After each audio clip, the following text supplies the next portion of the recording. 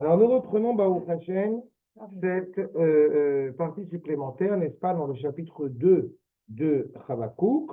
Il faut toujours avoir en tête, sur un petit peu dans l'esprit de ce que nous avions développé, sur la mise en demeure de, tout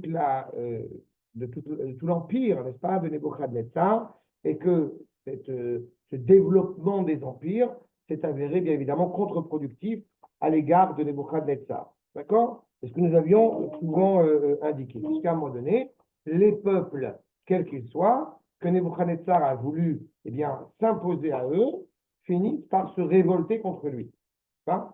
Et encore une fois, vous vous rappelez qu'on n'avait pas été problématique du sens de l'histoire, du temps qui fait les choses, et que de toute façon, c'est presque le destin, justement, de ces nations qui se sont montrées cruelles, de ne pouvoir que disparaître à la fin.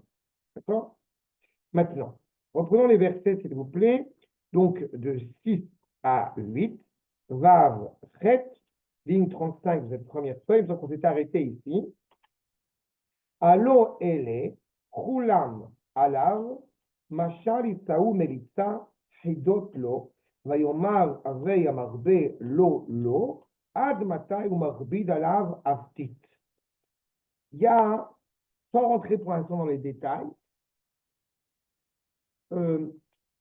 un terme qui revient de manière un petit peu différente dans ce verset, mais qu'il nous faut essayer déjà de comprendre la différence entre machal, entre chida et entre melitza. D'accord? Ce sont des termes qui, semble-t-il, sont très synonymes l'un à l'autre. Ce qu'on appelle allégorie, ce qu'on appelle image, ce qu'on appelle métaphore. D'accord? Donc il y a une sorte d'image qui est évoquée ici. Je reprends. Alors, elle est Khulam, donc tous à l'arbre, ils vont tous être sur lui, entendu bien évidemment, Nebuchadnezzar. À quoi cela correspond? Machal, Isaou qui vont s'élever, ou Melitza, Chidot Plo.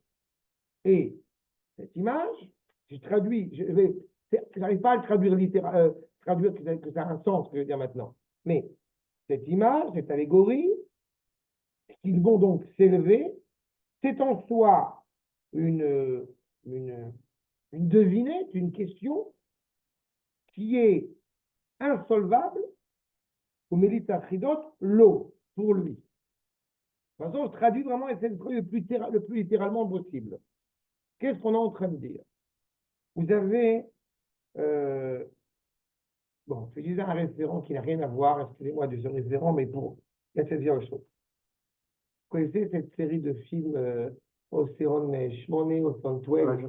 C'est navé en série, dans le premier. Ouais, bon, mais tu sais, genre la série de trucs qu'on a vu, ils ont fait un cast et bon. Et la grandeur du truc. C'est Ocean Eleven, le premier. Voilà, Ocean Eleven. Mais c'est pas pour le film qui m'intéresse. Ils ont fait donc un cast, un hold-up, et la force du truc, c'est que je crois, le directeur du casino, à la fin, il s'est pas rendu compte qui c'est qu'il a volé. D'accord? Bon, dans l'image que je me souvenais, c'est un peu ça. C'est-à-dire qu'il y a effectivement Nebuchadnezzar qui s'est mal comporté, comme on l'a compris. Il y a les nations qui veulent se révolter contre lui. Et on arrive à un stade où il n'est même pas conscient de ce qui lui arrive. D'accord? Et je crois que c'est un petit peu cette idée-là qu'il faut retenir. Ça veut dire qu'il lui est arrivé une réalité où ils vont s'élever, il n'a pas compris d'où ils se sont élevés. Et puis, on sort de Pourim quand même, j'avais oublié que la petite fille Vashti, la reine qui était quand même, genre la reine qui descend de Babylone, qui est elle d'ascendance royale, qui n'est pas le cas de la Hachvérosh, elle se fait traiter comme une moins que rien par celui qui n'a pas le privilège d'avoir une ascendance royale. C'est-à-dire qu'elle est tombée au plus bas où on pouvait tomber. Et je pense que c'est le premier sens, évidemment, qu'ici on peut essayer de comprendre. Donc, Ridotlo, alors même Aveil, Amarbe, Lolo, alors qu'on a la puissance, on a le pouvoir, tout ça qui n'est pas pour lui, Lo, Admatai, Marbid Alav Aptit. C'est quoi Aptit? C'est un terme qu'il faut essayer de comprendre. J'arrête, je prends le verset, il y a plusieurs questionnements. Alors comprenons d'abord, grâce au Malbim, pour essayer un petit peu de comprendre les choses. Nous dit le Malbim, dans l'accord numéro 9, sur cette explication de mots, Machal ou Melitza, a Melitza et Animshal. Oh, Machal, c'est donc l'allégorie, la métaphore, l'histoire, la parabole, et la Mélitza serait le sens de la parabole. Donc on a une image dont on ne sait pas à quoi elle fait référence, et grâce à la Mélitza, je peux comprendre c'est quoi le référent. Qu'est-ce qu'on veut nous enseigner? Chez Ouméli, ou Masbir, Kavanat, Amachal, qui va nous expliquer l'intention de l'allégorie qui est évoquée ici. Vekinulo, la Machal. On veut, donc c'est quoi Chidotlo? Cette métaphore, c'est pas Chidotlo, en sous-entendu l'image évoquée pour le Mohamedsar, mais l'image qui est évoquée ici, eh bien, elle doit être comprise de telle manière. Le Gaon de Vilna va nous dire, accord numéro 10, Machal ou Machal chez Mouvan. Donc une allégorie qu'on peut comprendre. Melitza ou un Nimshal chez Mouvan. On reprend ce qu'on a retrouvé chez le Malbim. C'est pas que le Nimshal, comme c'est un passif, c'est pas Machal, Nimshal, c'est donc l'explication de la métaphore. Et enfin, Chida, Imashayno Mouvan. C'est pour ça que j'ai expliqué directement en disant que il s'est passé quelque chose, qu'on a expliqué d'une certaine manière, et celui à qui s'adresse cette allégorie, que s'il avait un minimum d'intelligence, il serait capable de comprendre, il ne comprend pas ce qui lui arrive. Comment c'est possible, moi qui suis, j'extrapole, comment c'est possible que moi qui suis le roi hyper puissant, que tout le monde a peur de, rien qu'en évoquant mon nom, eh bien, je n'évoque plus rien. Je ne suis plus rien. C'est un petit peu ça qui sort de ça. C'est la chute. C'est ce qu'il est évidemment être entendu. Et donc, évidemment, comme on a vu, ou que signifiant, eh bien, Issou, ils vont donc s'élever.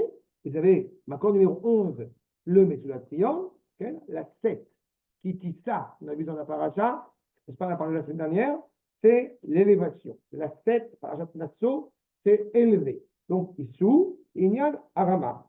Ceux qui étaient les moins que rien sont en train de s'élever. Chidot lo, et on est ravé marbe, il s'aou, il s'élève. Et justement, de qui parle-t-on? Nous dit Rashi, accord numéro 12, Allo ele, on va dire Allo ele, ce qui n'était pas a priori habilité à s'élever, nous dit Rashi, Asher Asaf Elav Leovdo Kula Alav, tous ceux qu'il a rassemblés pour l'honorer, pour le servir, Machal Isaou Melita, Issou Befiem Belachon Chidot Bishvilo. Ils vont tous se comporter de manière que lui, n'arrive pas à comprendre, n'arrive pas à saisir. Lo, Kemo Alav. Omer et Melita Tachida, Rayamar Belolo, Zoi Amelita, donc l'image qui est évoquée, encore une fois, qui est la plus difficile, la plus douloureuse à entendre. Chaval Alamarbe, On ou Malchut, Velo Chen, qui avou melachem madai ve'yatelu et akol. Tu as emmagasiné de l'argent, tu as emmagasiné des puissances, tu as emmagasiné des trésors. Tu vas venir sur le petit rien du tout et mettre un grain de sable dans toute la machine et tu vas tomber au plus bas. C'est-à-dire c'est la chute. Mais c'est une chute, c'est pour ça qu'elle m'a paru intéressante à évoquer cette chute, parce que c'est la chute qu'on n'arrive pas à comprendre. C'est la chute qu'on n'arrive pas à saisir. Tout doit marcher. Personne n'ose lever la tête sur, on connaît ces gens de réalité, d'un point de vue politique. Et ça n'arrête pas, c'est juste un truc. Exactement. Par hasard, j'ai regardé un tout petit reportage sur Pompidou. Je sais que c'est inintéressant. Non, mais ça, c'est mon enfant. C'est Et puis c'était un président qui aimait la poésie. Et là, qui était proche de Yaakov Agar, bon, peu importe. Et je regarde ce reportage en prenant mon petit-déj. J'aurais dû regarder un cours d'un autre rabbin, comme Sylviane. Voilà. C'est ça qui est bizarre. Et j'apprends sur Pompidou, il va aux États-Unis. D'abord, il parle de sa solitude comme président en disant « Je ne suis plus n'importe qui. On me regarde comme si j'étais pas n'importe qui. » Et j'ai trouvé cette phrase monstrueuse. Parce que nous, les Juifs, on regarde personne comme n'importe qui. Personne n'est n'importe qui. Je me suis dit, chaque personne que je croise est plus importante que le président. C'est quelqu'un. Chaque personne que je croise, qu'est-ce que c'est cette réflexion? Deuxième chose que je vois, il arrive aux États-Unis sur le premier voyage officiel, il est attendu par une manifestation de Juifs. Il faut les voir, les Juifs. Des bourgeois juifs avec des chapeaux, c'est pas LFI, les mecs pacifistes. Il avait vendu des avions à la Libye et qu'il prête de mettre en danger Israël, donc d'antisémites, de machin. Et en quittant, il était furieux. Il a voulu annuler son voyage à cause de ça. Il faut voir le commentateur qui dit une meute de gens. Il faut voir la meute. La meute, c'est des gens, des juifs qui ont raison de protester. Je ne savais pas. Et il quitte les États-Unis, il est interviewé, Pompidou, et il dit, ces gens-là sont une tache sur l'Amérique. Ils sont très beaux.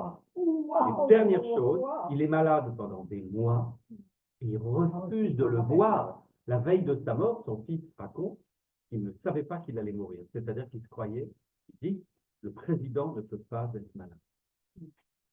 C'est exactement ça. Tout ça, on est là. Non, non, mais c'est ça. Le mépris pour les autres. C'est ça.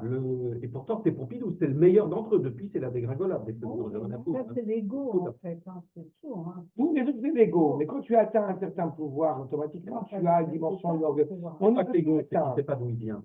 Il n'y a aucune notion de Kadosh. Tu sais, je vais te dire, moi j'ai toujours cette image. Non, mais je vais te dire, j'ai toujours cette image de grands dirigeants qu'on a eu à l'État d'Israël, et je pense qu'il y en aura encore Bezrat Hashem. Mais je trouve que, j'ai aucun doute, on en aura évidemment encore. Et je pense même, encore une fois, et je le dis sans faire de nid de. Mais regarde, tout l'inverse. Oui, mais il n'empêche que c'est quand même un dirigeant, et d'assumer ce qu'il fait depuis 1 an et demi, c'est pas évident. Mais c'est tout l'inverse. Il part avec ses médecins, il raconte ça. Il sait qui il est. Exactement. Oui, je pense que tu as raison, parce que je C'est l'inverse de Pompidou. Exactement. Mais je veux dire, quand on voit, il y a une image qui est très connue, c'est l'image de Menachem Begin dans l'avion. D'accord, qui est assis sur la chaise, et il aurait pu, je dirais, dans un truc, dans un palace, quoi, dans un palace Air Force One version hébraïque, mais il y a quelque chose quand même d'assez extraordinaire et d'assez élogieux. Et on peut le voir, encore une fois, c'est bon, je ne suis pas partisan. On peut le voir, et Dieu sait que je ne suis pas un fan de Ben Gurion, mais on peut le voir chez Golda Meir, on peut le voir chez Menachem Begin. Il y a quelque chose qui est, encore une fois, qui relève de l'innommable au sens extraordinaire du terme. Là, ce qui intéresse la Même Olmert, il est en prison. Pour lui, voilà, c'est déjà, malheureusement, c'est déjà la dégringolade, malheureusement, absolument Mais dramatique. au moins, il va en prison. Mais au moins, il va en prison. Dans la plupart des pays, aucun ne va en prison. D'accord. Et rassure-toi, je fais partie de ces gens qui sont profondément profondément choqués que Bibi accueille l'ambassadeur du Japon, Chilo, je ne sais pas quoi, au palais de justice. Je suis profondément choqué. S'il faut le juger, pour ma part, ça n'implique que moi ce que je me dis maintenant, s'il faut le juger pour des erreurs qu'il a pu commettre, il n'y a pas de problème. Laissez-le travailler pour le moment. Il y a un temps il faut rien, ils n'ont rien. C'est ça. Mais je trouve vraiment, honnêtement, mais je dis ça vraiment. Rien. Je dis vraiment ça sans aucun partisanisme. Je ne suis pas un membre du Likoud, je ne suis pas un truc. Ah, moi non plus, mais la hargne pour rien me le rend aimable. Mais je trouve ça absolument scandaleux. Il y a suffisamment de problèmes en ce moment. Ce n'est pas le moment pour le moment. On va s'en occuper après. S'il faut s'en occuper, il n'y a pas de justice, on va s'en occuper après. Surtout qu'il n'y a pas d'urgence vitale, quoi. Je veux dire, il y a pas de si, il y a une urgence, c'est qui tombe. Oui, c'est ça. C'est ça l'urgence. D'accord. Mais encore une fois, c'est quelque chose qui est totalement orgueilleux, malheureusement, et qui est maladroit et qui est mal placé. C'est pas grave maintenant. On peut ne pas apprécier, moi je veux dire, je ne sais pas. Mais il a été élu démocratiquement en laissant le faire son travail. En plus, vu le contexte. C'est ça. Mais là, encore une fois, nous avons affaire, comme je dis, à Abdi-Al-Serb Danot, à une pourriture qui s'appelle Nebuchad Netzar, qu'on voit encore une fois l'élévation qu'il a amenée, avec un seul but, régner pour régner, n'est-ce pas? Voilà, c'est assistant, c'est Don Salus en cruel, quoi. Il est aussi cruel, Don Salus d'ailleurs, quand même, c'est les impôts, les riches, c'est pas très riche, les pauvres pour être très pauvres, évidemment, on a aussi le même, qui n'est pas un hasard, quoi. Mais là, on voit clairement qu'il nous dit, justement, que ça va lui tomber dessus, ça va être lourd. Tout l'argent qu'il a va lui être pris par un moins que rien, par un vaurien, comme dira Vachti, par le chômeur souci de papa. C'est celui qui gardait les chevaux, quoi. C'est celui qui est dans l'état, qui est dans l'étable. C'est-à-dire qu'il est rien. Et il va, mais tout détruire. Donc, Ad Matai, il est Oler ou Marbé, jusqu'à quand il va essayer de continuer à essayer de s'enrichir, d'approfondir son trésor, ou Marbé, Veino. Et la Marbide à la Massa avant, qui est Av Shel Tit, Av ou la Chon, Koré, Keveda. Qu'est-ce que nous dit le Rav? Qu'est-ce que nous dit Rachid? C'est la boue. Av Tit, la Tit. Tout son trésor, ça va faire, au lieu de l'enrichir, au lieu de le rendre encore plus fort, ça va ne faire que l'enliser dans sa catastrophe. C'est pour ça que c'est Av Tit. C'est là l'image. Il ne comprend pas, il est riche. Mais un roi, il ne peut pas être malade. Un roi, ça va mourir. Un roi, il ne peut pas être pauvre. Il est roi. Il est le dirigeant par excellence. Eh ben non. justement, tu es tellement obnubilé, tu es tellement aveuglé par cette volonté de pouvoir que c'est là que tu vas tomber. Regardez le Metsudot. Retsono lomar. Bemet yavo yomo. Va venir ton jour fatal, ton jour fatidique. L'école ele agoim. Sha'ata isu alav kol. Tous ceux que tu as rassemblés autour de toi, en pensant justement qu'on les rassemblait autour de toi, eh bien, qui pourrait ouvrir la bouche? Ben, ils vont élever la voix, ils vont élever le ton. Ça. Et entre parenthèses, dans une autre dimension, mais qui est la suite, Achashverosh, puisqu'on sort des Pourim, Achashverosh, il fait des banquets sur banquets, des repas sur repas. Bon, il fait monter les impôts parce qu'il faut quand même assumer les 180 jours de bourse, mais avec une seule obsession, surtout qu'il n'y ait pas de complot. Faire que tout le monde soit heureux, tout le monde soit content, mariage pour tous, mariage pour trucs, tout. C'est vachement intéressant parce que c'est différent des autres tyros. Oui. Ça, c'est quelque chose de très particulier. Il y a un mélange de genre étrange là quand même. Pourquoi? Parce que tu as un mélange de genre du tyran qui met des impôts, qui pense qu'à lui, Ah oui. qui vit pour sa gloire, mais qui en même temps ne veut pas. Comme ils s'en foutent de se mettre les gens à dos. Il y a des manifs, on les tue, on les viole, on les T'as raison. tous. T'as raison. Mais là, c'est un truc qui m'avait marqué la dernière fois. Tu le redis, c'est unique. C'est unique, mais c'est la vraie tyrannie. C'est la vraie tyrannie. C'est Mélenchon. Exactement, c'est ça. Tu as le côté de Nebuchadnezzar qui dit. Nebuchadnezzar, c'est plus dans le côté Staline, quand même. Nebuchadnezzar, c'est clair. D'accord? Nebuchadnezzar, tu dis un mot trop, c'est que là, t'attends. Oui. Je te tue. Oui. D'accord? Ça, c'est Nebuchadnezzar. Oui. Et donc, évidemment, sa grande surprise est qu'il va tomber. Alors que tout le monde le craint. Oui. Donc, on dit, tu prononces le mot Nebuchadnezzar, l'autre, Achashverosh, c'est un peu différent. Achashverosh, pour cette dimension un peu politique, Achashverosh, il est conscient, son seul objectif, c'est d'asseoir son royaume. Mais donc, il faut absolument qu'il a acheté, c'est un arriviste, il a conquis son royaume. Oui, mais du point de vue psychanalytique, c'est intéressant, parce que l'un a raison, c'est Poutine. C'est ça. Il faut tuer tous ceux qui complotent. Ils Exactement. vont comploter parce qu'ils Exactement. sont jaloux, on leur fout Exactement. Et l'autre, c'est je vais être aimé. Je vais être aimé. Ça, c'est autre chose. Je vais être aimé, mais en réalité, c'est toujours le jeu qui est au centre, ça, c'est évident. Mais en fin de compte, il y a le complot de Bigtan Vateresh qu'on a vu dans la Megillah, et puis après, quasiment 2 ans après la Megillah, il meurt. Il se fait assassiner. C'est-à-dire que malgré tout, allez, on va les engraisser, on va les enivrer, comme ça, il n'y aura pas de problème. Et même ça ne marche pas. D'accord? Ça ne peut pas marcher. Et là, ce que je vous soulève, c'est vraiment une toute petite parenthèse, mais c'est quelque chose qui me tient à chaque fois à cœur, c'est le vrai dilemme de ce qu'on appelle la démocratie. Où est-ce qu'on est le serviteur du peuple, ou on est le dirigeant du peuple? C'est de la démagogie aussi. Bien sûr, je trouve que c'est la démagogie. Donc la démagogie, non. Et ta réponse, c'est quoi? On est les serviteurs du peuple? Non. Je pense qu'à partir du moment où on a été investi par le peuple, alors on assume, on doit assumer celui qu'on a nommé. Et au moins pendant la durée du mandat qui a été fixé. Parce que sinon le dirigeant ne peut pas travailler et il y a un projet. On peut remettre en cause le projet, mais le peuple a choisi. Encore une fois, dans ces règles de la Le démocratie. peuple, regarde Flamby. Il faut laisser sa chance au produit. Il a été élu qu'une fois, Flamby. D'accord. C'est un des rares présidents. Oui, Non, Flamby. non, Flamby, Flamby, c'est notre président. mais tu as raison, mais par rapport à l'autre, Ouais. c'est évident que c'est pas. C'est bon, c'est frelaté. Tout ce qui s'est passé après, c'est frelaté. C'est malheureusement. Moi, il y a quelqu'un qui m'a dit une fois les gens ne sont pas si bêtes. Je suis d'avril de faire de la peine, j'en suis pas si sûr. Non, honnêtement, j'en suis pas si sûr. C'est vrai, mais en même temps, quelque part, ils ont des dirigeants qui, à l'heure actuelle, n'ont plus de vision. C'est-à-dire, on a plus de dirigeants. Enfin, les traités. En France, en tout cas, il n'y en a plus. C'est une discussion que je me ravis d'entendre, semble-t-il, demain, parce que Onfray va venir à Mikvé Israël et qui va évoquer cette idée de savoir est-ce qu'on a le gouvernement qu'on mérite ou pas. Et je voulais lui amener le Rav Kook, Malacha et autres par rapport à ça, parce que ça fait à propos, ce que rappelle le Rav Kook sur le fait qu'on a des dirigeants qu'on mérite en bien ou comme en bien. Et parfois, on a un dirigeant qui est extraordinaire et le peuple qui ne suit pas, comme c'était à l'époque de Shlomo, par exemple. Et parfois, on a une génération qui est l'inverse. Il me semble qu'aujourd'hui, nous avons une génération qui est extraordinaire et nous n'avons pas forcément les dirigeants qu'il faudrait.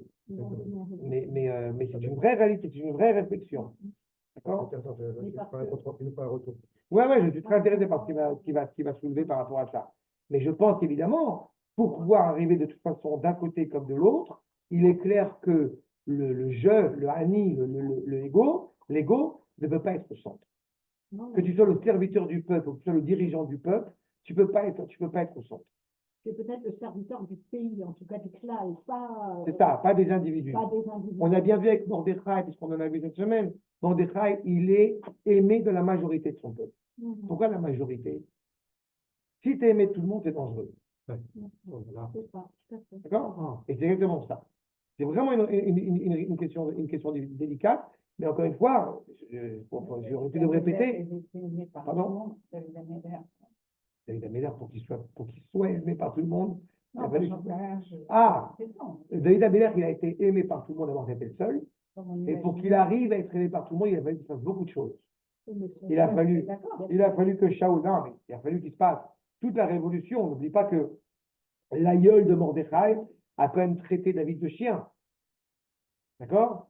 L'aïeul de Mordechai, qui aurait dû être condamné à mort, puis en fin de compte, il a été condamné à mort par Shlomo. David a demandé à Shlomo expressément de le tuer, mais pas avant qu'il ait mis au monde Ben Gera, Ben Mordechai, pour que Mordechai il arrive, pour réparer la faute de Shaul de ne pas avoir tué Amalek.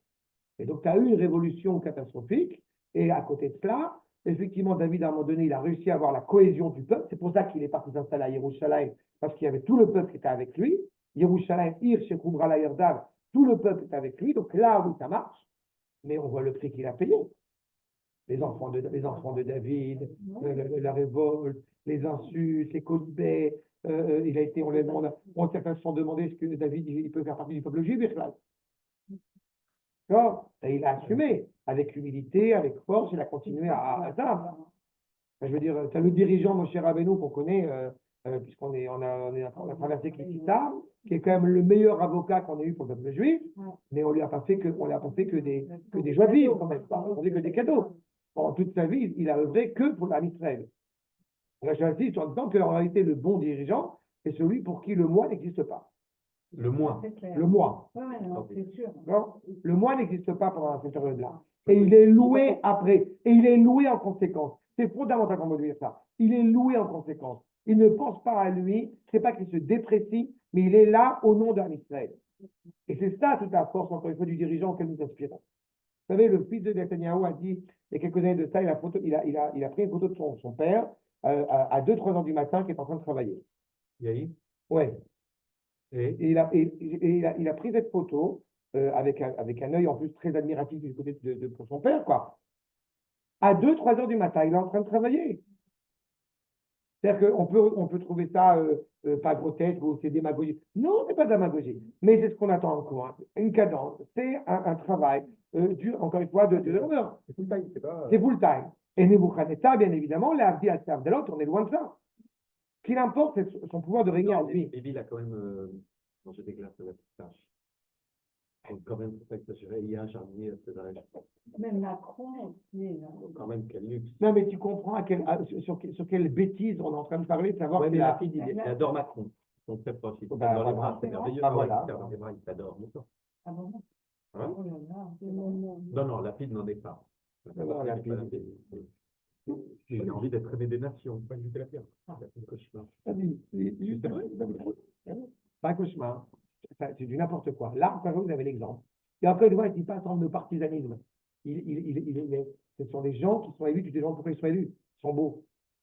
Non, non mais c'est pas autre chose. C'est pas autre chose. C'est pour ça que Rima Sam, je ne devrais pas dire son nom. Il marche mal avec les femmes. Mais voilà. Écoutez, parce que c'est une jolie femme. Pareil, je regrette d'avoir dit ça. Mais elle n'a rien. Elle n'a rien. Rien. Si, c'est une jolie femme. Moi, ça ne me même pas vraiment. Oui, d'accord. C'est ça qui lui permet de. Elle est moche. Non, mais Non. Laura Barretta. Elle est d'accord. Dans tous les cas, vous Quand comprenez. Kennedy s'est présenté contre Nixon, c'est en noir et blanc. Nixon avait la barbe qui poussait en temps réel et il transpirait. On voyait la barbe, les poils noirs sortir. Kennedy était sublime. Ah ouais. Les C'est femmes beau. américaines ont voté à Ah bah ouais. 90%. Bien sûr. OK? Bien Il était intelligent.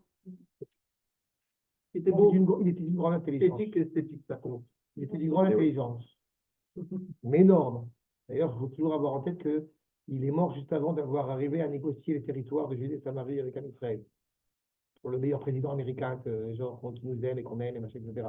Il a juste compris, à la différence de son père, qu'il valait mieux pas être contre les Juifs parce que son père s'était présenté, un Irlandais qui s'était présenté, et le père était profondément antisémite. Ils sont tous maudits. Tous maudits. Tous. Il n'y a pas un Kennedy, là. Le John John est mort en avion. Jean-Georges, tout le monde.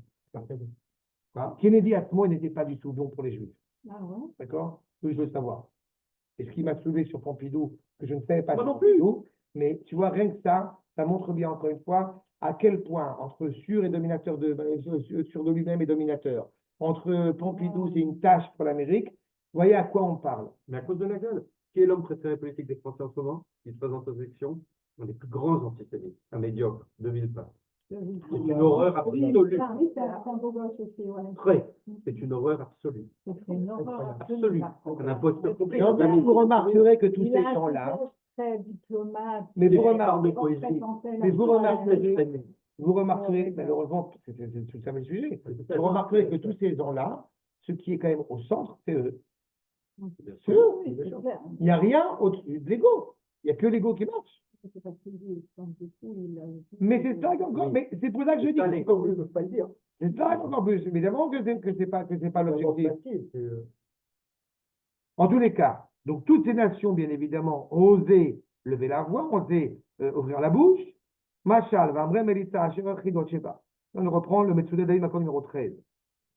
Sheba, Yeba, Avuro, le Koyoma, Kol Echad, Oy, El Amarbe, BenAmishalot, le Loyelo, Velezaro. Ils ont tellement la possibilité, soudainement, entre guillemets, d'ouvrir la bouche, que il a beau croire qu'il va pouvoir œuvrer, abonder en pouvoir, ils annoncent déjà la couleur en disant Velo, Yelo, Velezaro. Il ne restera plus rien. Veki Admata et Isher Beyado. Jusqu'à quand il va garder le pouvoir? Allo, Maher Teler Vemeno. Ce pouvoir va vite le quitter. Veurak Marbid Alaksmo. En fait, comme j'ai dit tout à l'heure, plus il y a du pouvoir, plus c'est la fin. D'accord? Il s'enlise dans cette boue. Là, on se rappelle avec le pharaon, parce que c'est le même esprit, à ce niveau-là. Il aurait pu faire chouva à un moment donné. À un moment donné. Là, il ne peut plus. Là, il ne peut plus faire chouva. Tout ce qu'il va essayer de combler, de contrer, de corriger, de corriger, il n'a pas envie, mais ça ne peut que l'enliser encore plus dans les ténèbres, dans les limbes. À la Péchara, Kemasta, Ava, Shelti.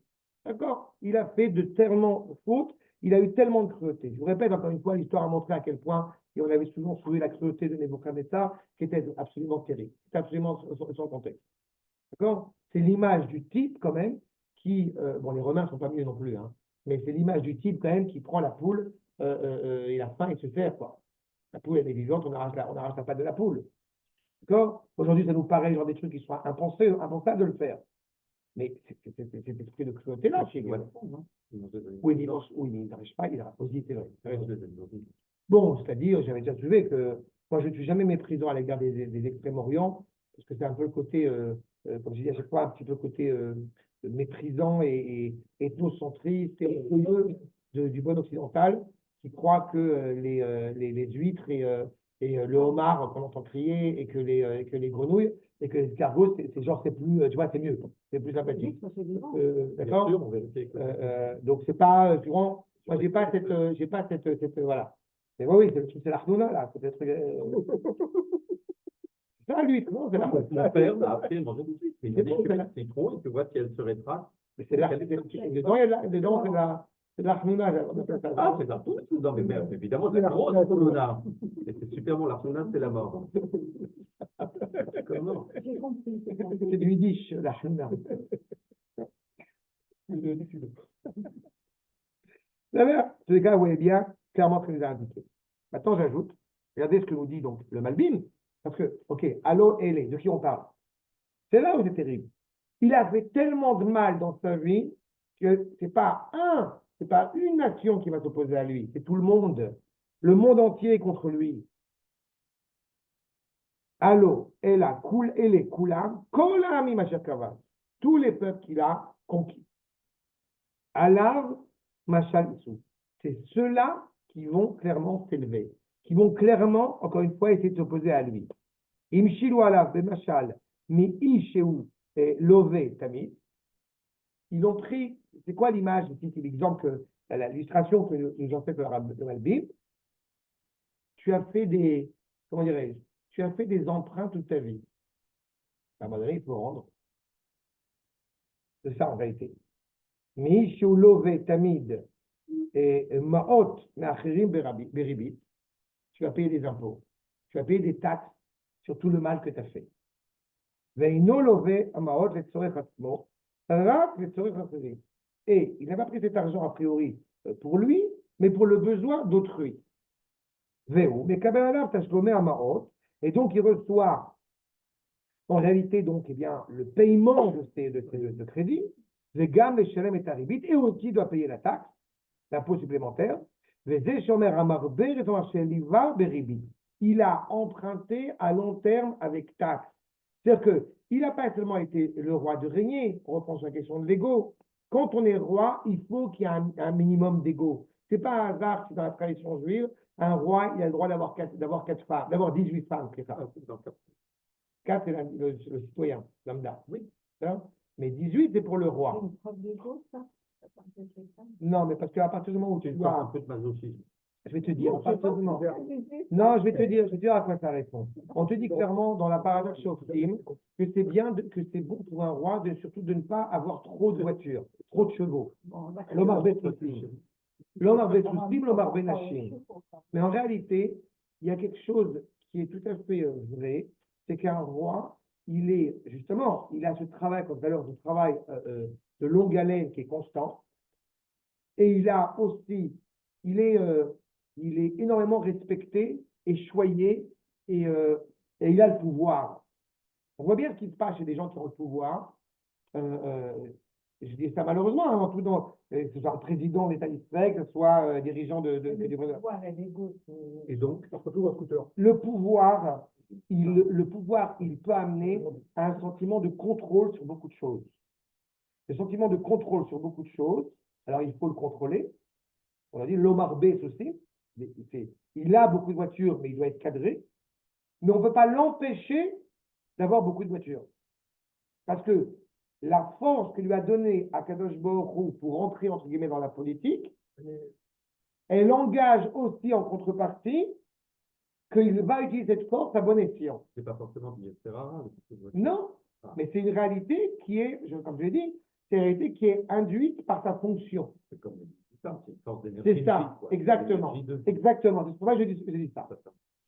Je me demande si on peut faire le parallèle avec une femme qui a du pouvoir, elle peut avoir 18 maris. Mais je vais te dire, si tu soulèves, tu ne sais pas à quel point. Moi, c'est trop drôle.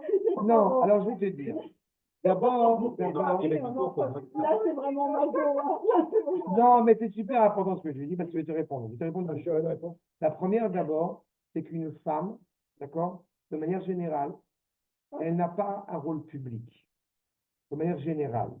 Quand je dis qu'elle n'a pas de rôle public, je vous en supplie, effacez toute la couleur occidentale que vous avez dans la tête.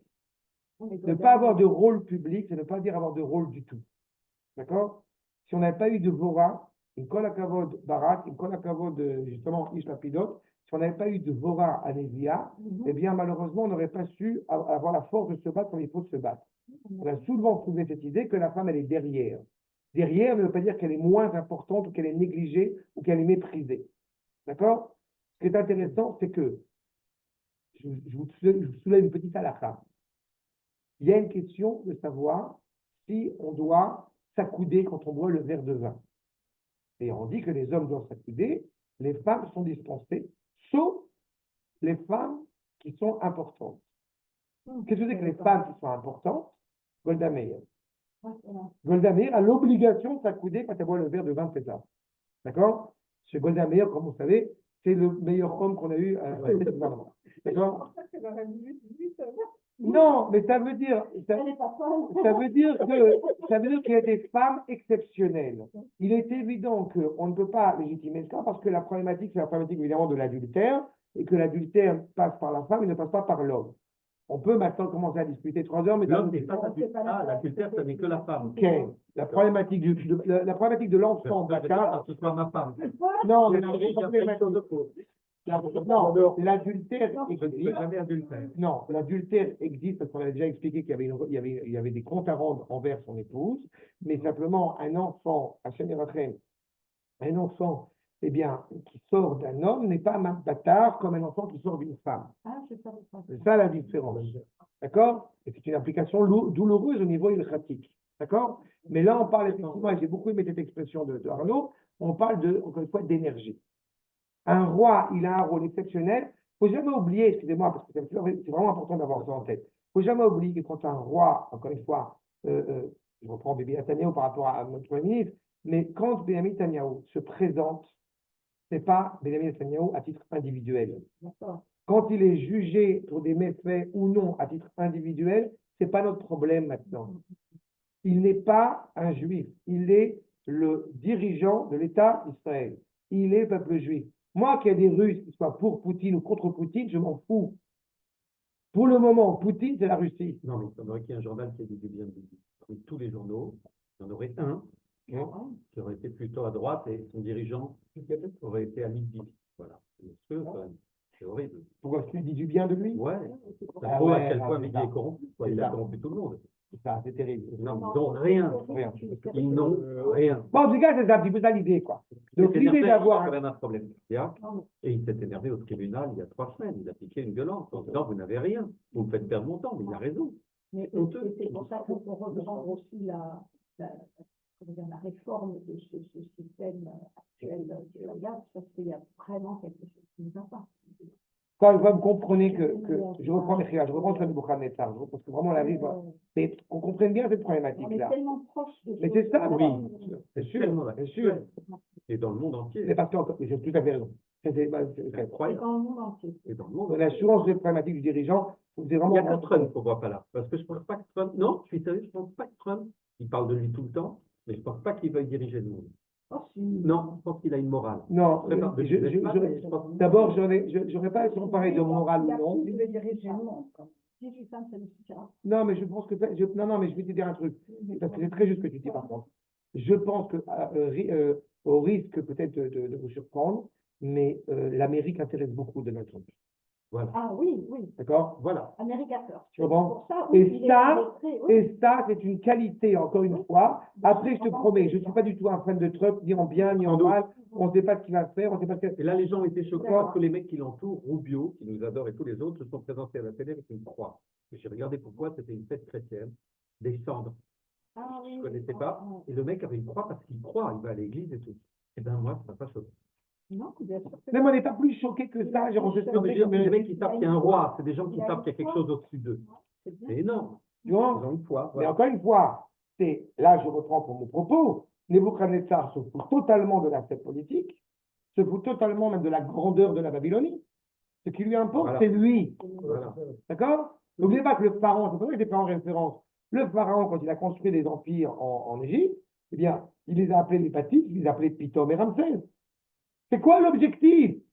Est-ce que c'est la grandeur de l'Égypte, est-ce que c'est la grandeur de la Babylone, ou c'est la grandeur de ton personnage? Comme les stars, ça m'y offert. Tout de suite, Pareil. Je suis Je croyais qu'il avait donné 100%. 5. 5%, et il faut mettre son nom. Non, mais tu as la Bibliothèque nationale, tu as le musée d'art africain. D'accord? Encore une fois, qu'est-ce qui va laisser de grand à la France? Le centre Georges Pompidou, c'est comme ça Georges Pompidou. Encore une fois, ça branche dans le soi. On a l'impression qu'on est encore une fois pas dans la grandeur de la France. Ou la grandeur de la Bible, la grandeur de ce que vous voulez. En fait, c'est difficile de dissocier l'action politique. Non, c'est pas difficile. De l'homme. Ben, Ah, est-ce que c'est difficile de dissocier l'action politique de l'homme? Non, non. Ce que tu dis. allez, C'est très français.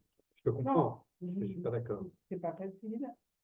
Il y a un idéal. Il y a un idéal, encore une fois.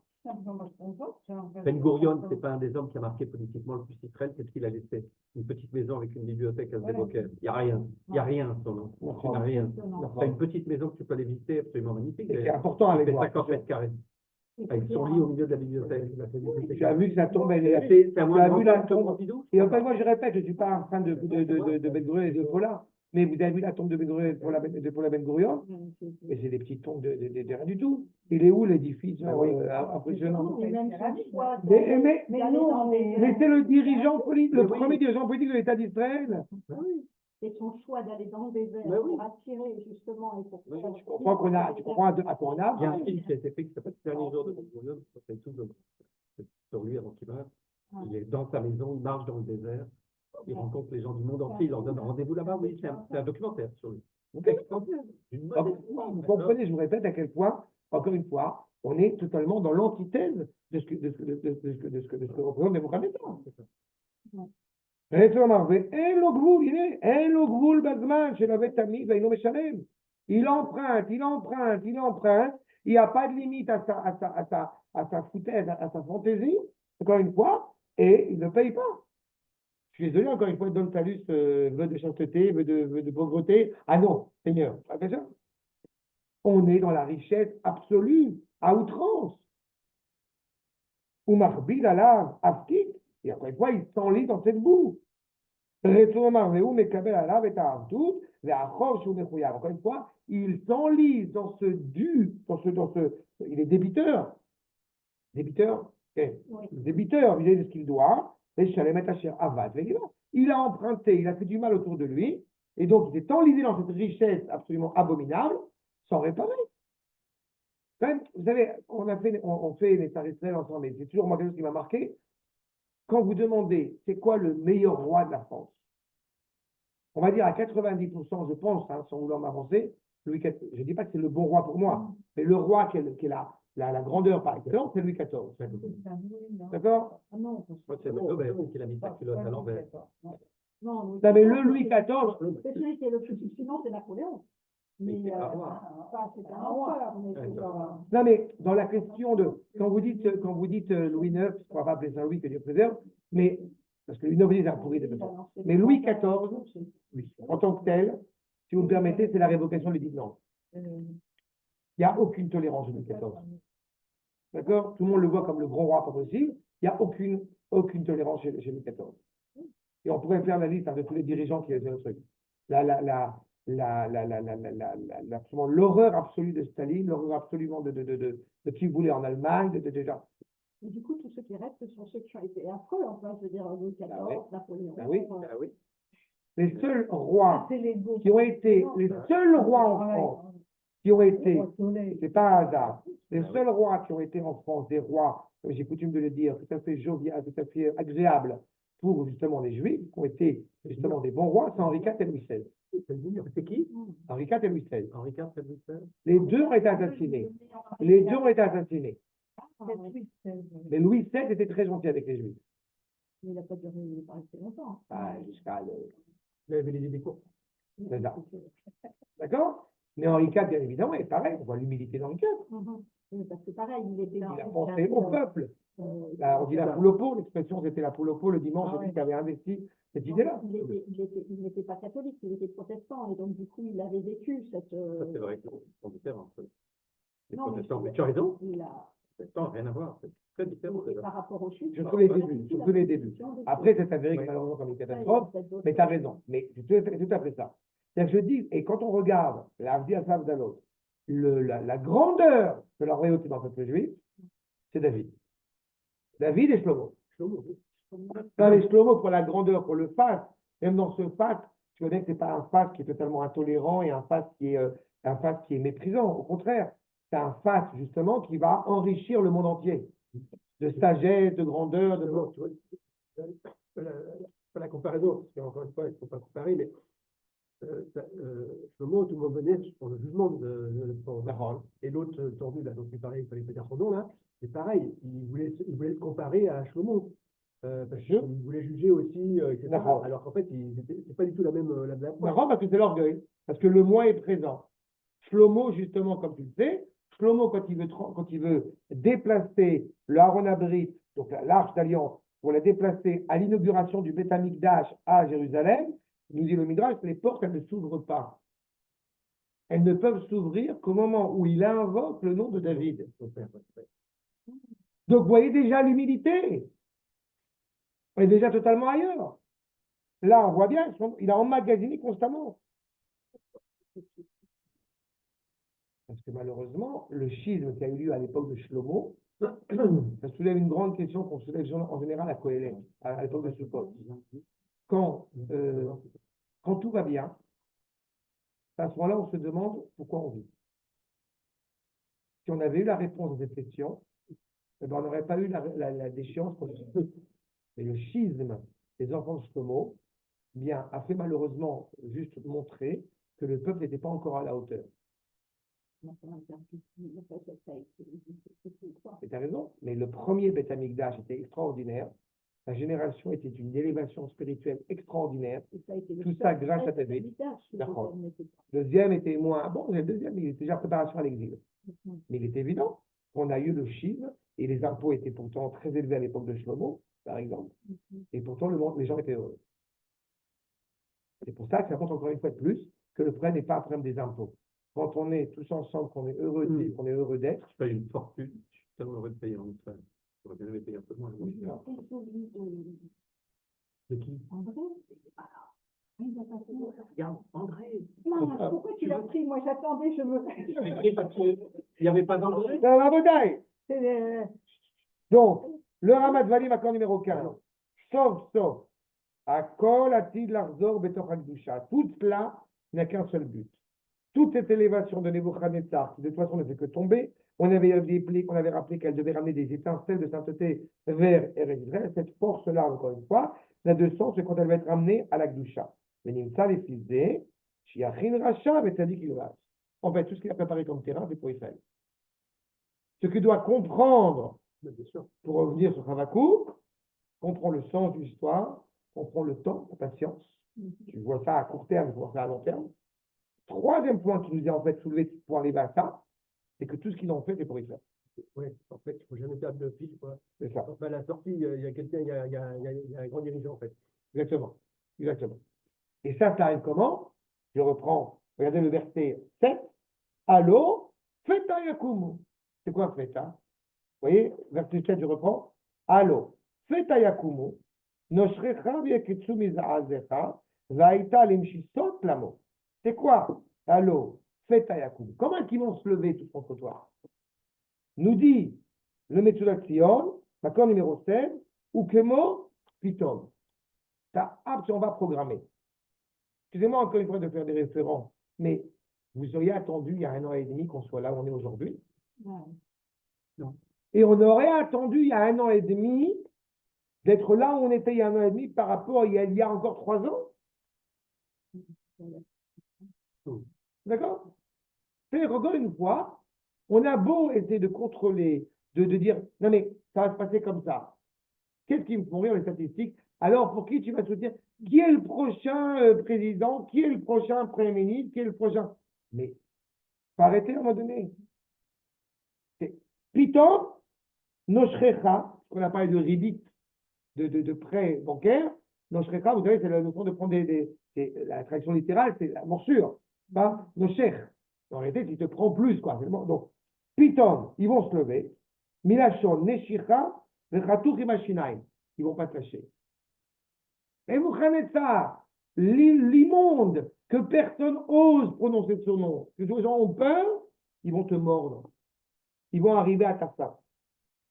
Il y a Kumu, Noshrecha. Il y a Kitsu, la chose évidemment, Ket. C'est la fin. Et la chose à Ketsa, Ve'ara Minashena. Ils vont te réveiller. Tu t'es endormi. Ket Minashena. Miza Azecha. Tu poursuis le Metzudat. Ils vont te faire bouger, quoi. Ils vont te bouleverser. Inyan, Reta, Verada. Tu vas trembler. Remshesot, Inyan, Remista. Ils vont t'écraser. L'amo, la haine. Tout cela pour leur propre intérêt. Personne n'aurait pu penser qu'on Nebuchadnezzar va tomber de manière aussi fatale. Et je vous répète, il va tomber tellement de manière fatale que personne ne va se relever. Ni son fils, son petit-fils, ni sa petite-fille.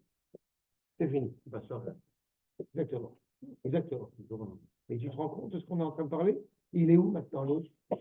Je pense qu'il est en Russie, je suppose. Oui. Mais on ne sait même pas où il est. C'est fini. Qui aurait pu penser à un truc pareil? Mais c'est pas. Une parole positive. Une parole pas beaucoup avant. Alors là. Peut-être le rap de Sylvia, tu sais. Ah ben voilà. Encore une fois, nous savons pertinemment que nos chefs, on l'a vu dans le Zervaïka, que la Shekha, Milachon Lotashir les Achika. Encore une fois, on a l'interdiction.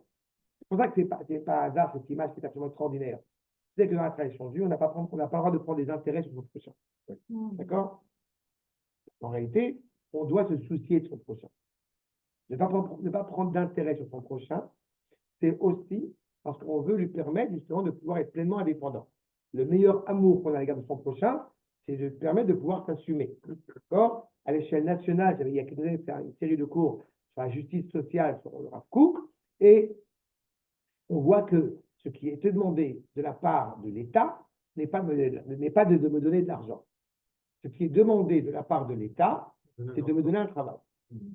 D'accord? C'est très important et tout ça, une fois d'une précision extraordinaire. Je veux dire, quelqu'un sur les femmes. C'est ça. L'objectif, c'est ça. C'est la fameuse expression qui dit, je ne vais pas t'apporter du poisson, je vais t'apprendre à pêcher. D'accord? C'est exactement cette dimension-là. Nebuchadnezzar, puisqu'on l'a déjà répété plusieurs fois, son intérêt, c'est lui-même, donc il passe son temps, au contraire, à prendre intérêt d'autrui. Oui, c'est très intéressant parce que dans les différents empires qu'on a eus, on a évoqué la Babylonie, on a évoqué un petit peu la Perse, il y a toujours cette idée qui me trotte dans la tête par rapport à Alexandre, par rapport à la Grèce, qui a appris, n'est-ce pas, de son maître, on l'avait souvent soulevé, qui a appris de son maître Aristote, qui lui dit, ne détruis pas les cultures que tu vas conquérir, mais apprends d'elles. Et je trouve ça très intéressant dans l'évolution aussi. J'ai raison. Elle a aussi des problèmes, rassure-toi. Non, tu me dis ça, je sais, mais qu'est-ce que c'est chouette, la Grèce. Mais par rapport à ça, Et toi-même, on a fait mieux. Bien sûr. Mais surtout, justement, qui ratifie leur grandeur, c'est le fait que, justement, eh bien, nous savons pertinemment que des élèves d'Aristote ont rencontré Shimon HaTzadik. Ah oui. Donc, il y a eu, tu vois, Ah ouais. et on sait pertinemment aujourd'hui qu'il y a Pythagore, entre autres, Héraclite, qui ont été influencés par la pensée juive. D'accord? Oui, bien sûr. Ouais. Toutes les travaux qui ont été faits, c'était les grands dadas, et j'étais très heureux de... On construit les pyramides, je te rappelle que ça, c'est... Oui, non, mais d'accord. Après, moi, je dis ça. T'as eu des Makoubalim, t'as tout ça, Kabbalah, t'as les mêmes. Non, j'étais très heureux parce que je l'ai entendu il y a des années de cela, du Rav, et je l'ai entendu entre deux mots, entre les lignes, comme on dit, par onfré. Il y a plein de choses que je suis en train d'entendre de onfré en ce moment. Et toi, vous Je vais te dire, j'ai déjà dit plusieurs fois, je suis très heureux que j'aborde. Il soit pas juif. Je suis comme très Rabbi heureux. Hillel. Moi, je suis très heureux que Rabbi Hillel soit pas juif. Voilà. Je suis très heureux qu'il y a quand même quelques goyim qui sont quand même mis en droit et intelligents, qui disent des choses, encore une fois, qui sont, encore une fois, ça. D'accord? Ça fait des années que j'ai entendu, je suis ça parce que j'ai entendu il n'y a pas longtemps, ça fait des années que j'entends que l'abbé Grégoire, il est philosémite, il nous adore, etc. Ça fait 25 ans, c'est pas 30 ans que j'ai entendu de la part du Rav, de la part du Rav Zik, l'abbé Grégoire, c'est quelqu'un de très problématique. C'était un gars qui était genre philosémite. L'abbé Pierre. Non. C'est pas lui, par balle, là, qui est sur Ah non, l'abbé Grégoire, c'est celui qui a sauvé les Juifs pendant la... C'est le pape qui s'appelle Grégoire. Non, il y en a un bien avant qui a dit qu'il fallait absolument donner une liberté aux Juifs et tout ça. Et en fait, tu découvres quand tu grattes un petit peu qu'il ne faut surtout pas leur donner un État. Dans la phrase de liberté aux Juifs, elle est problématique. Déjà, voilà. Et beaucoup de gens ont dit à des Grégoire, il était pro-juif, etc. Et en fait, tu comprends qu'il voulait en réalité tuer tout ce qui est couleur de juif chez les Juifs. Et j'ai entendu du Rav il y a 30 ans, et je l'ai entendu il n'y a pas longtemps de Onfray. Et bien, tu avais plaisir. Et là, mais t'avais plaisir. J'ai le dernier bouquin qu'il faut que je l'achète. C'est la gauche antisémite. C'est bon. Ah voilà, en tous les cas, le fait est que c'est clairement, bien vous voyez, on le reprend l'évoqué. Un homme digne de ce nom a besoin de trois choses. Dit le grand de Vilna, Makom numéro 18. Adam, Tarif, Toshat, Varim, Bou, Makom et Mamon. Il doit avoir une dignité humaine, encore, un endroit pour pouvoir s'installer, pour pouvoir résider, et avoir bien évidemment de l'argent pour subvenir à ses besoins. Pourquoi j'ai ramené ça du grand de Vilna? Que fait Nebuchadnezzar? Il n'y a plus rien. Il n'y a plus de dignité humaine. On l'avait souvent évoqué par les mœurs totalement dépravées de Nebuchadnezzar. Il n'y a plus d'endroit, puisque tout appartient à Nebuchadnezzar. Il n'y a plus d'argent. Il a essayé de tout prendre au maximum. Plus d'Arkoum. Il n'y a plus d'argent. Non, c'est fini.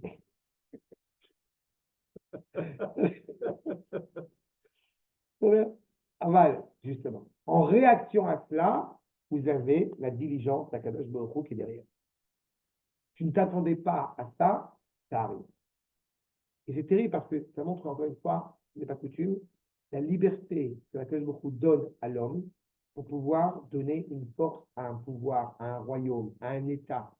Il n'y a aucune volonté de la part d'Akadosh Baruch Hu d'être cruel à l'égard d'un État sous prétexte que c'est un État qui n'est pas juif.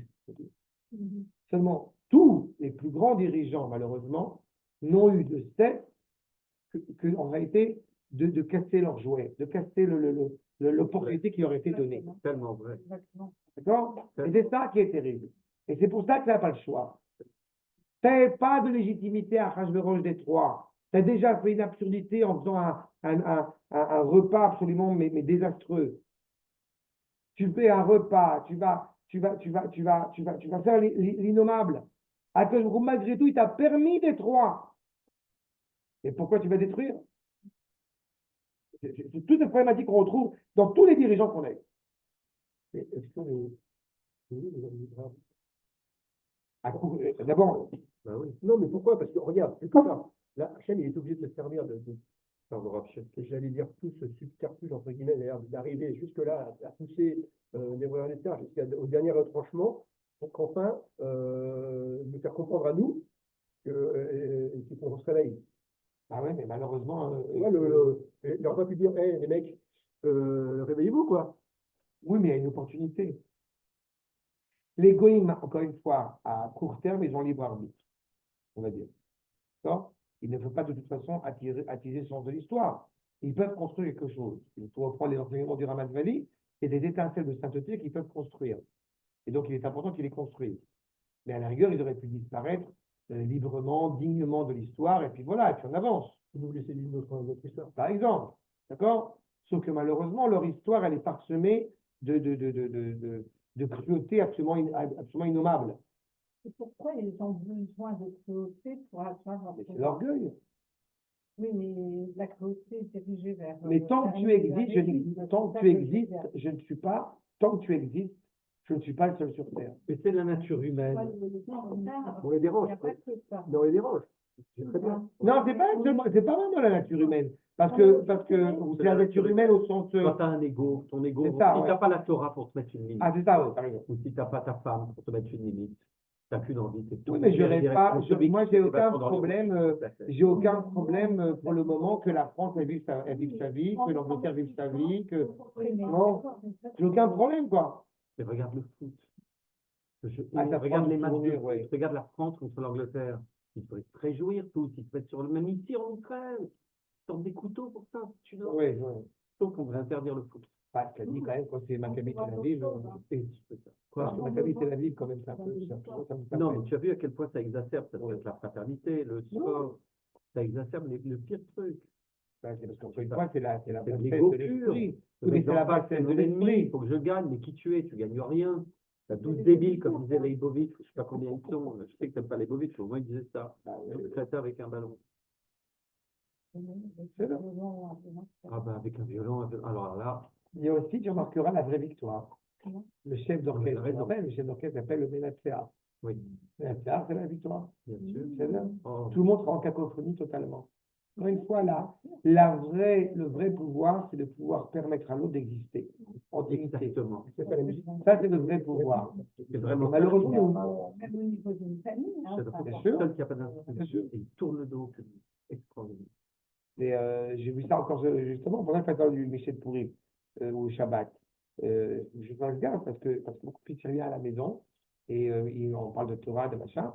Et j'ai une de mes filles qui est rapidement un peu en colère et blessée parce que elle dit tu parles avec Yitzhak et ça elle a raison. Et moi j'essaie de jongler quoi. Mais ça devient une rebrouta ça alors qu'il y a les filles à la table quoi. Tu pourras participer chez toi et quoi, j'ai vu que tes filles, elles tenaient la route. Quoi. Non, mais je veux dire par là, ils n'ont pas. Non, je suis très sérieux. Elles sont du niveau. Mais tant mieux, C'est pas que tes filles sont en train de. mais en tous les cas, il y a cette volonté de donner autrui, quoi, d'être présent pour ça. Pas dit. Amen. En tous les cas, donc vous voyez ce que vous indiquez. Vous voyez ma code numéro 19, le Rav David Kimchi. C'est absolument qu'on finisse ça aujourd'hui, Bezrat Hashem, comme ça on pourra poursuivre la prochaine fois sur Savakouk. Allô. Chashavta beidgaotem. Chashavta beidgaotecha. Vous voyez, le Rav David Kimchi. Tu pensais que ton orgueil, en fait, tu pensais que par ça. qui tiye bekever et akumu feta. En fait, c'est tellement orgueilleux que tu penses même, c'est pas seulement à ton niveau à toi, tu penses laisser des traces après ta mort. Tu vas être le président, tu vas être le dirigeant qui va marquer pour l'éternité. Mais après ta mort, on continuera à parler de toi et être respecté. On rappelle, il y a Vashti qui est derrière. Hein? Noshrecha, vematolaim. C'est qui ceux qui vont c'est les vers, qui vont te mordre. Ve'akutsu miza'azecha ki'ilu. Yeshno bevoecha, yakutsu. Quand tu vas venir, tu vas arriver à la fin, l'ishlot becha, il y aura contrôle sur toi. Ve'leza'azea, ve'la'aniya, besarecha, chatichot, chatichot. Ils vont te couper en 15 morceaux. À quoi ça sert tout l'orgueil que tu as emmagasiné sur terre? Rien. Il y a une image très forte qui fait une comparaison, vous savez, on n'avait pas été par rapport au désert, je me rappelle, entre la mer morte et le Kinneret. Oui, c'est exactement ça. Comme le Kinneret donne, donc Baruch Hashem, elle a l'abondance. Comme la mer morte, elle ne donne rien, ça tombe. D'accord? Donc ça mort. Et c'est aussi le problème à l'échelle, on trouve évidemment le Baal HaSulam, cette idée de recevoir pour de donner pour recevoir ou de recevoir pour donner, etc. C'est toute cette problématique-là. Exactement.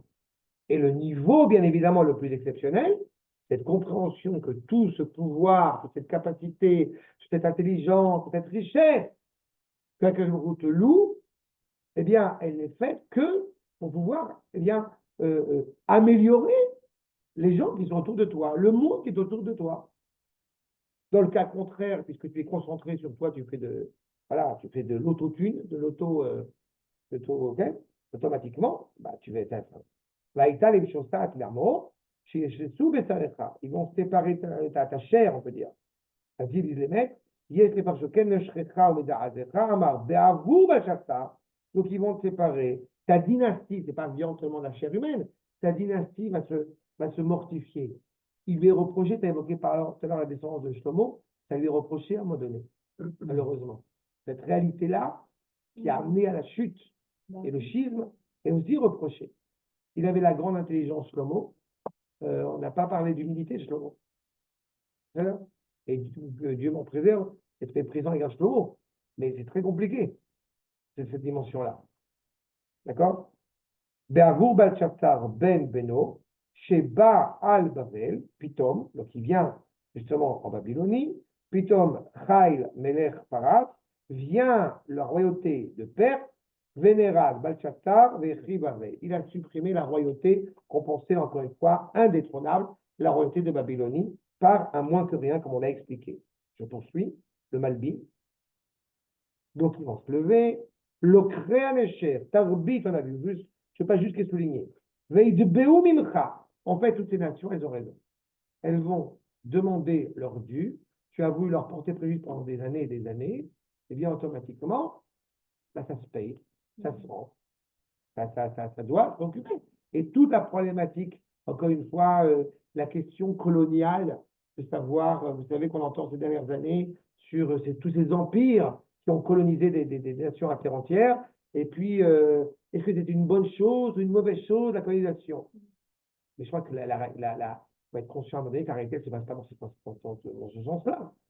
Je ne sais pas à quel point on a été bienveillant à l'égard des cultures environnantes. Et être bienveillant, ce n'est pas ethnocentriste. Je trouve que c'est ça quand même qui est actif. Les Américains, un petit peu moins. Mais malheureusement, tu as raison dans ce que tu dis. Malheureusement, encore que les Indiens aujourd'hui sont tous des maîtres de casino et de machin et d'autres trucs, mais il n'empêche que, tu as tout à fait raison, c'est une catastrophe. Les vrais Américains, c'est les natives, bien évidemment, et ils ont tous, sans aucune exception, et ils ont en plus l'impudence de vouloir aller reprêcher. Oui, bien sûr, tu as tout à fait raison. Mais ils ont tous l'impudence de vouloir nous reprêcher la colonisation, et c'est vraiment une impudence, parce qu'ils sont mal placés pour le juger. Ça, au contraire, Israël, une fois n'est pas coutume, a toujours une envie, malheureusement, bienveillante à l'égard de celui qui est autour, et de vouloir l'améliorer, de vouloir le faire progresser. Ça n'a pas été le cas de toutes les nations. Et ça, c'est le problème, encore une fois, du prosélytisme culturel, politique, ethnique, de vouloir devenir justement imposer une culture qui n'est pas la leur. J'étais à Braudé, là, tu sais, oui. là, à département de Malibu, c'est peu importe. Ils m'ont montré, ils ont un projet qui s'appelle Degel, où ils aident les soldats handicapés, les hôpitaux, etc. Ils fabriquent des prothèses, des trucs particuliers, comme les laboratoires de James Bond, comme tu as un truc extraordinaire. Et j'ai vu une petite fille, un petit garçon de 3 ans, handicapé sans bras, sans main, venant de Gaza. Et ils ont construit des prothèses, une petite voiture électrique avec des radars autour qui puissent se déplacer pour se cogner, etc. Les parents n'en veulent plus à Gaza. Et en Israël, et il va être adopté. Ses grands-parents, mais les parents ne veulent plus le voir à Gaza. C'est les parents qui rejettent. C'est pas vrai, je sais ce chose. Donc il est en Israël, il a été soigné par des ingénieurs israéliens qui ont fabriqué pour lui. Il veut toujours parce qu'il est en Les Israël, parce qu'il prothèses. était soigné par les Israéliens. Ils n'en veulent pas l'appareil. Pas sûr, toi, quand j'étais en prématuré avec les. C'est pour dire comment on colonise. Oui, bah oui, On sauve des enfants, on les soigne à Rambam, on leur fabrique des c'est prothèses, terrible. mais c'est génocidaire. C'est ça, c'est génial. Même le travail, même le chinois, avec maintenant, on l'a soigné. Je veux dire. Marché. Oui, on connaît. C'est le problème. C'est toute la différence essentielle. C'est quand même ces nations, évidemment. C'est pas ça qu'on juge. Non, non. Mais non, mais je suis persuadé que c'est sincère en plus. Ça, je me suis même pas posé la question, Birklal. Cette sincérité du peuple juif, elle est d'une noblesse extraordinaire. Et je ne fais pas encore une fois, je ne fais pas de l'éthocentrisme. Je viens dans cette dimension clairement évoquée par la tradition juive, qui ne devient pas imposée, au contraire, qui vient pouvoir permettre au monde de s'élever, je répète, moralement. Ce qui n'a pas été le cas, bien évidemment, de Nebuchadnezzar. Donc, il ne peut que tomber. D'accord? Donc, tout son trésor, en réalité, ne mène à rien. Ces peuples ont voulu avoir un roi. Ils ont voulu avoir une indépendance de prendre soin d'eux-mêmes.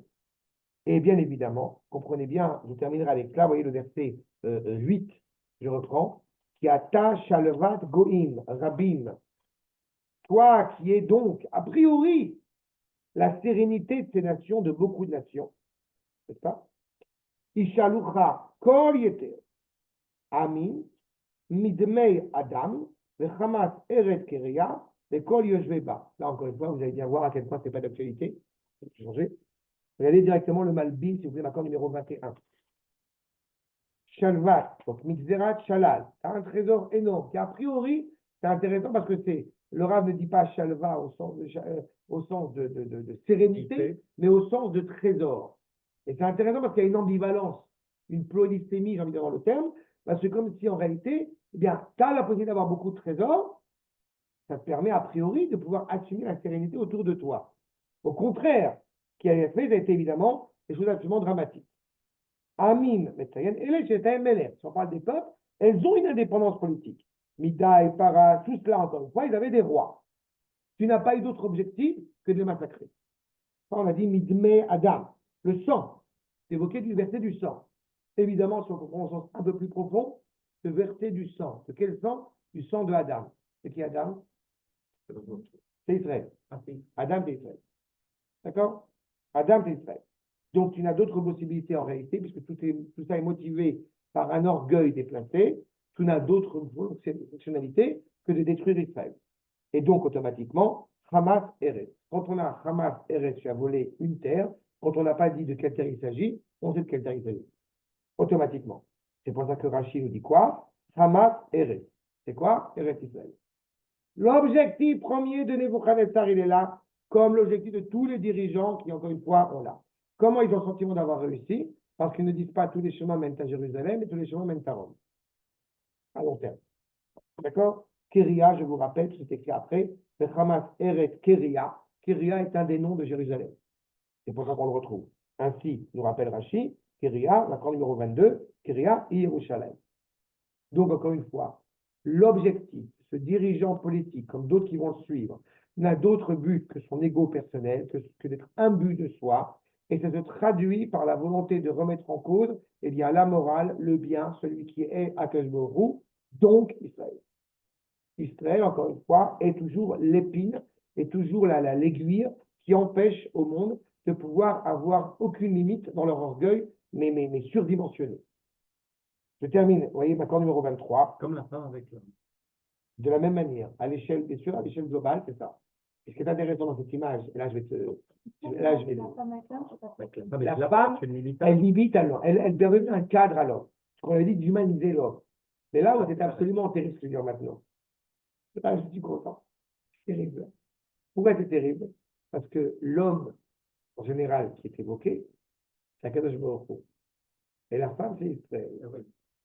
Ce serait très imprudent de dire que Israël va limiter Akadosh Baruch Hu. Sauf qu'en réalité, que je devrais là-dedans. Parce que la femme permet à Akadosh Baruch Hu de trouver sa place dans ce monde. Ce n'est pas une limite pour l'empêcher de vivre, c'est une limite pour lui permettre d'être, automatiquement. Et c'est pour ça qu'on appelle ça la Shekhina, qui est un féminin. La Shekhina, c'est un Israël. C'est l'âme du peuple juif. D'accord? C'est pas ton rabbin qui t'aurait appris ça, toi. Ouais. Sylviane, Sylviane, laisse tomber. J'en ai invité de la André, peut-être? Non, je crois pas, c'est André. C'est extraordinaire. Ah, Voilà, il reste 2 sources. t'as mangé ta bouche. Il nous reste tout. Elle a mangé ta bouche. Ah, bon, il nous reste 2 sources. Venez qu'on finisse, il nous reste 2 sources. Maintenant, c'est numéro 23.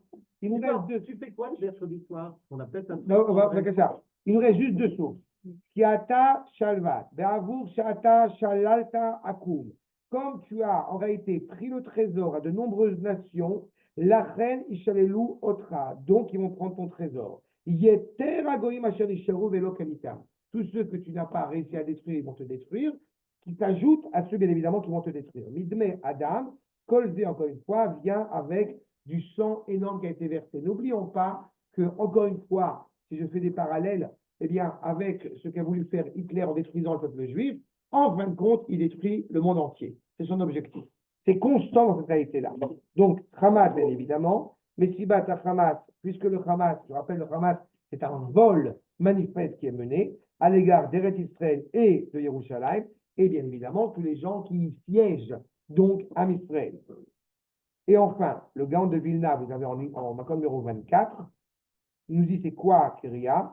M. Arba réglé à Merkava. Pourquoi je vous ai ramené ce commentaire du Gaon de Vilna? Pour qu'on sache pertinemment toujours ratifier cela. Quand nous parlons de Jérusalem, on parle d'Akadosh Baruch Hu. Quand on parle d'Akadosh Baruch Hu, on parle d'Am Israël. Quand on parle d'Am Israël, on parle d'Akadosh Baruch Hu. Quand on parle d'Akadosh Baruch Hu, on parle d'Eretz Israël. C'est bon? C'est à chaque fois rattaché l'un à l'autre. Il dit le Gaon de Vilna, c'est quoi Kéria, qui pourrait sembler contradictoire avec l'idée que ce soit Jérusalem? C'est les 4 pieds du trône divin. Abraham, Yitzhak, Yaakov, David. Et Kenegdan, Natan Hashem Anu, Arba Devarim. C'est en face de cela que beaucoup nous a donné 4 choses. Eretz Israël, Bet Amikdash, Yeshte Dvarim. Machane Shechina et Machane Levia. Vous avez Eretz Israël, on a le Bet Amikdash. Dans le Bet Amikdash, on a le camp de la présidence, de la résidence d'Akadosh Baruch Hu et le camp de la Lévia, des Lévites. C'est grâce au patriarche et grâce à David, puisque vous savez pertinemment qu'on n'aurait pas pu récupérer Yerushalayim s'il n'y avait pas eu David. La Tananu Yerushalayim Beret Israël, Beshrout Israël, Bekeneget Kula. Ça veut dire qu'en réalité, ce que veut nuire Nebuchadnezzar au nom de cet orgueil, encore une fois, absolument, mais il n'y a pas de mots, quoi. Cet orgueil absolument terrible, c'est nuire clairement à la présence d'Akadosh Baruch Hu en nuisant à Am Israël, donc en nuisant à la sainteté, donc en nuisant à Jérusalem. D'accord? On retrouve toujours, encore une fois, cette idée autour de Yerushalayim. Donc, évidemment, on n'a pas fini, on a 3 chapitres en Rabouk, il nous reste encore des versets à reprendre. Mais vous comprenez encore une fois à quel point le point que ça touche, le point central que ça touche. D'accord? Je peux lui résumer en 3 points le cours? C'est pas là. Le premier point pour Pizou était une ordure. Deuxième point, Sylviane a un autre rave. Et troisième point, si tu te trompes ta femme, c'est un ami.